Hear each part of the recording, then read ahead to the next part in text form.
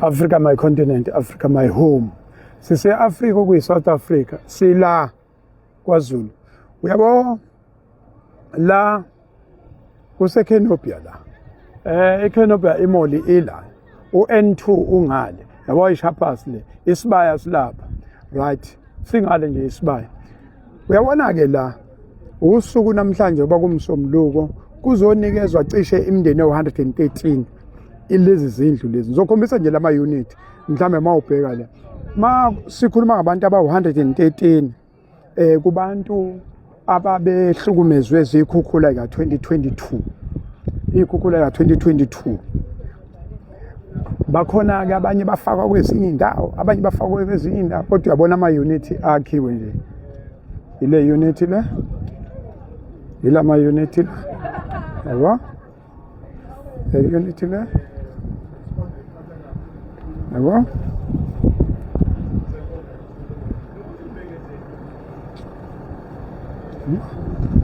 Ngiyangithatha nje ngiyakufaka. Angithi kusuyabona ukuthi ukwakhela abantu akuyonto ukwakha akuyonto. Thina nje sesijwayele ukwakha. Yabo thina sesijwayele ukwakha. Lento iyakutshela ukuthi kusetshenzwe kangakanani kusetshenzwe lapho lokho. Phela lana umphakathi omusha lo khandwela. Kukhanda umphakathi omusha odalwe isimo sezulu. Kodwa ke uyabona ukuthi nasi ke sinesinaso. Yizo lezi zindlu lezi. Futhi kusazoqhutshekwa ke njengoba ubona lapho ogandagana nje bengena phansi phezulu kusazoqhutshekwa. Kusho ukuthi ke umsebenzi omkhulu koze kuphele labo bantu abahlukunyezwa zikhukhula ngo2022 ngoba yona inamba esisele ebathi sekusele inamba ethi mhlambe ba1000 nento abasele kulabo baka 2022. Lona daba esikhuluma ngalokho ukuthi ke ubone ukuthi ukwakha khona ayikasetshenzwa khona kusetshenzwe kusetshenziswa njalo isimo sezulu. Kodwa ke asibambisane siAfrica siSouth Africa senze iSouth Africa ibe ngengcono kakhulu kunale esisuka kuyona.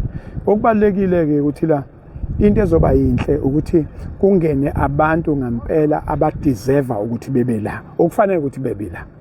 Lelo nje ilona elikhulu kakhulu. Bakuyenzeka kwenziwe kanje ukuthi egcineni kosuku sengena abantu ongafanele ukuthi bebe khona. Abantu okuyibona bona bebehlukumezeke kufanele ngabe bakhona ukuthi abasekho.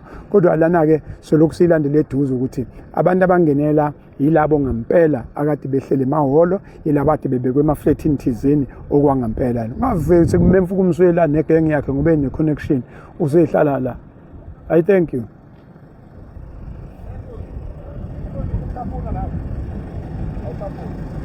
Sami nomusa ukuthi uma kwakhiwa indawo lapho khona indawo ye-tuck shop kube isiqiniseko ukuthi umuntu wakithi osuka nabo la nimsupport singacompromise. So inhlaka zethu sifuna kanjalo upossible yabo nje mosunomphakathi nama families awu113 cishe ukuthi kuphela le viki uzoba unabantu abalabo 2000. So awubheke lo bantu ukuthi basidinga kanjani isiko ngosuku. Ngicela ke sikwa nje encane ukuthi ungaqala nje ukuthi LD yaseThekwini hlangana no-Human Settlement we want to do those provisions. Africa my continent, Africa my home, Africa kuyi South Africa KwaZulu Natal ila sikhona ke. Uzokhumbula ukuthi ngo2022 abantu base South Africa base KwaZulu Natal bahlukumezeka kakhulu ngenxa yekhukhula. Namhlanje lelo daba lolo sisalikhuluma ngalo. Baba uNgcolosi awutshele umuntu uthi lapha kwa Human Settlement ubani wenzani lapha Human Settlement? Ka-Human Settlements ngu-Chief Operations Officer, COO, kushuthi ngi-responsible for wonke u-core business. Yes. Umsebenzi nje wonke ukudidiyela nokuhlanganisa. Uqiniseke ukuthi kuyayeka phambili. Ingcindezi enayo kusuka ngo2022 lezi yakhukhula 2022 zanicindezela kangakanani njenge-department? Zasicindezela kakhulu njenge-department futhi nanjenganathi njengabantu ngoba kwakuyisimo esasingakaze sibonakale lesiya. Kwaqala imvula nje njengoba wayibona yangaphela. 4 days later nqwaba yabantu abasenamizi, abantu bashonile. Saqala sithi bazoshoniswa phi okujwayelekile sibasemahholo nasemasontweni. kwathiwa ukuthi akuhlaleki lana kuqovene obaba yingane abancane abadala nesimo sibi kwathiwa valana amahholo sizoba saphi labantu abaningi kangaka. At that time kwathiwa about 15,000 families so sizobashona saphi. Saqala ke lolu hlelo lokuthi akwenziwe ukuthi baphume sithole indawo lezi abazoqasha kuzona. So sabe sesi-inventa ke le concept ebizwa ukuthi transitional emergency accommodation. Indawo yokuhlala kodwa ichaza ukuthi uyadlula ucophile nje uyakwenye indawo. So besibacuphise lapho ke siziqasha okwama rented flats nje kafishane la kade behleli khona. Kodwa isimo sasingelula neze namanje asikabi kahle kodwa sesingcono ngoba sesiyabona ukuthi sibheke kuphi ekugcineni. Kulabantu abawu 15,000 ebehlukumezekile senamba ibanga engakanani kuze kube manje?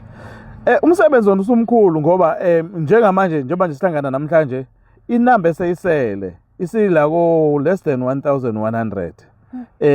Bonke laba abanye sesikwazile ukubanakekela ngama projects ebesinawo nangaza zonke ezinye izimo. So sesiselele le number le ekuyibona umthamo esinawo kuma rented flats njengamanje esesithi ke nabo abaphume bayongena ezindlini zabo ngoba kusho ukuthi izigaba ezintathu lezi ushawe isikhukhula wayohlala ehholo kwathi wavalana amahholo safuna indawo yokuqasha sabaqashela manje sithi hey le ndawo iyabiza by the way mhlambe sesikhokhe close to 400 million irent kulezi indawo lezi 400 million ni rent 400 million so njani ngoba manje oma stand bathi kade kuhlala abafundi kulezi indawo bachaja ngombhede abachaji ngomndeni bachaja ngombhede ngerate akaNSFAS.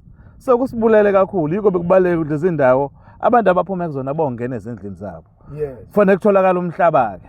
Umhlaba emadolobheni awulula futhi ube ne-infrastructure ube namanzi ube nogesi ube nosuwa kuze ngigwaqo kuphileke. So ke manje sesiyaqala ukubona ukuthi hayi ziyaqhamuka izindlu sikwazi ukuthi sibakhele zona. Lana sise eThekwini la enyakatho nje neTheku kune Canopia la iduzana. Le ndawo yabona bekuyindawo yomoba le kakhulu ngale kuno N2 nje ngale N2 nase sibaya lapha phesheya. Right, le ndawo nithola kubani nithola ngamalini ubani lo beselinde ukudayisela le ndawo? Okay, le ndawo yayi-ownwa uThonga Thulet.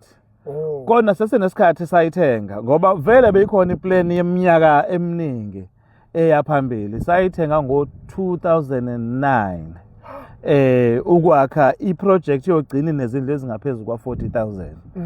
So ke ikona okwenza ukuthi kube lodlana ukuthi kusebenziseke yona ngoba beyiveli isi-ownwa uhulumeni ngokubambisana neTheku. Into ebeyingekho i-infrastructure ukuthi indawo ungayithenga kodwa phela manje sikufanele ube nemali yokuletha ugesi uletha amanzi uletha imigwaqo uletha istorage kuyima wakha indlu ukuthi indawo sayikhona kokodwa akwenele. So kube ludlana ngaleyo ndlela ukuthi sisebenzise indawo vele eyayisithengiwe ithengelwe ukuthi vele yenzela housing development kaphambili. Kuma reserves zenu nina indawo besenivele niyipakile. No Dr. Mgodla Godleni ngoba sesiqawele isimo semvula asibe sibambe lo Mgodla Godla. Lana lama unit la. Niwaqale nini lama unit? Lama units siwaqale ngoJuly last year. Lawa nje siwaqale ngoJuly last year ukwenza lokho kuthiwa ama top structure. Siwaqale ngoJuly empeleni itarget yabo kwaku 6 months bebethi bazoqeda ngoDecember January njengoba ke sebeqeda manje silindele abantu hayi manje nasekwama touch up imindeni izongena noma yinini sesichecke ngisho amanzi sa-check-a ugesi sike sazafika nasebusuku sabona kuyakhanya yonke into ayisekafanayo asigcinileke ngoba ekugcineni fanele sigcine okungenani ukuqedela laba beyikhukhula senze close to 1,200 kule ndawo le. So ke lokhu nje sokuncane kodwa sesiqhubeka njengalowo mgqeqo siqala nge-infrastructure yaphansi silandela ngezindlu. Uthe lana makuthiwa iyangena imindeni ngacishe kungena imindeni nemingaki la? Lana kuzongena imindeni e-113 mubuka nje lesi ekuqaleni ngathi imfishana. Ispecial yakhela umuntu okhubazekile. Ngisazobuzwa ukuthi lena yamfishana yakhelwe umuntu okhubazekile lena ukuze angabe nencindezi yokunyuka izitebhisi ngoba lezi nje ubona i-unit ngayinye iba ne-kitchen ne-lounge enzansi kube nama bedroom phezulu. Kodwa masakhela umuntu okhubazekile iyayibe nkulu ibese indlaleka phansi yonke ukuze yena akwazi ukuyaluza la. So lana kuzongena imindeni ewu-113 ngaloko sizovala lokho esikubiza ukuthi ama-TEA amabili silindele ukuthi siwavala nje kule nyanga la kade sirenta khona. Eyesithathu sizocaphuna asizoyivala completely kodwa bazosala abantu kodwa lawa amabili sizokwazi ukuthi siwavale save ngale kurenteni.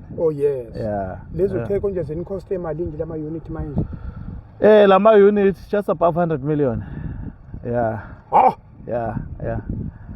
Okay. Yeah. Africa my continent, Africa my home. Yilokhu ke sokhuluma ngakho ukuthi ke abantu kade lokhu bekhala bahlukumezwe ezikhukhula. Makuneminye imibuzo lokunye ongakwazi lapha phansi kwezihlahla. Phansi kwezihlahla ke ngcolosi i-comment section. Senze ukuthi ungamangalo ngoba abanye bavele besitshele izinto obona ukuthi hawu lolu lwazi impela besingesithola indawo. Kanti ngempela ulwazi oludingeka la. Abanye bayayikhulumela nje inkosi yami. Into ekhulunywa phansi kwezihlahla siyayilalela bese kukuthi ke uma kunento ethi asibuye sizokungcolosi esithathe phansi kwezihlahla sizoze sizombuzwa futhi asichaze ukuthi nampa abanye bekhala ngokuthi kodwa nje ngicabanga ukuthi lena i-clear, loud and clear, simple iyezwakala ukuthi ke kungekudala sesothi ke mase bezongena la nathi soba khona sizoba nabo sizwe injabulo ekhona abantu kade behleli ngokuhlukumeza ngoba kwakhona ukuthi nihleli nimndeni yasuka indawonye khona abanye bakwaDlamini khona abanye abakwaZondi abanye bayathandaza abanye abathandazi kuyacatshwana laphayana nayo bayibambe nje ibutho lakwaZulu yabo no siyabonga kakhulu mfowethu awusinikeze nokuthi ke mhlawumbe for example naseMaritzburg besinenkinga efanayo kodwa siya report ngenhlanhla sesayiqeda khona ezakhona koCopsville nje sesakhile sesaqeda sebangena futhi abantu bese sisale nalenkinga ngala ngaseThekwini kuphela la sesifocus khona manje nako Port Shepstone sesaqeda ngaphambidlana saqala ngalezi ndawo ezama outlying sagcina ke ngethi ukuthi sidila kanjani kakhulukazi nale abantu beyikhokhula. Siyabonga kakhulu Ngcolosi hlala kwintokozo ukukhuluma nawe nomnyango siyabonga kakhulu umsebenzi onyenzela isizwe ngoba ngiyabajabulela nje abantu abazongena ngiyakwazi ukususa indlu phansi nami ngizama uzamela omunye umuntu akulula kodwa injabulo ezoba kulo muntu ozongena lapha enkulu kakhulu. Ngiyabonga kakhulu. Thanks so much. Siyabonga